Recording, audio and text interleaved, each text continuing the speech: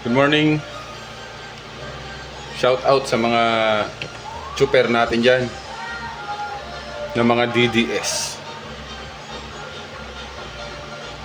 Again, mga chuper ng mga DDS. Tricycle driver, jeepney driver, bus drivers, basta DDS.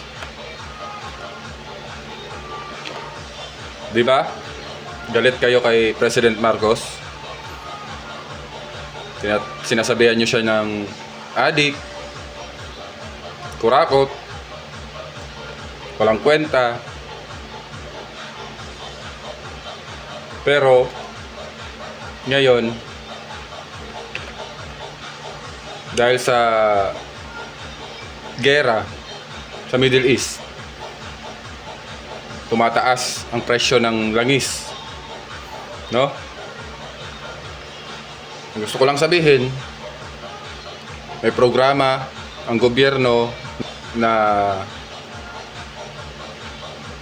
fuel subsidy para sa mga chopper. Kaya kung ikaw, driver ka, tapos DDS ka, tapos sinisiraan mo yung presidente, ito lang masasabi ko sa'yo, wala kayong karapatan. Wala kayong karapatan makakuha ng fuel subsidy. Kasi sinisiraan nyo yung presidente natin eh. Tapos ngayon, manghihingi kayo ng fuel subsidy. Kapal naman ang mukha nyo. Napakawalang hiya nyo naman kung ganun. Diba DDS kayo? Doon kayo sa idol nyo manghingi ng gasolina. Doon kayo manghingi ng ayuda kay Sara Duterte. Yun yung idol nyo, di ba? Kasi nga, presidente natin walang kwenta.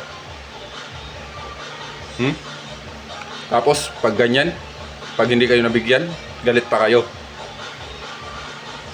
Nasaan yung utak nyo? Nasa ingrown nyo? Yan yung sinasabi ko eh. Galit na galit kayo sa gobyerno, pero pag may programa, nakikisali din kayo. Kapal naman ang mukha nyo.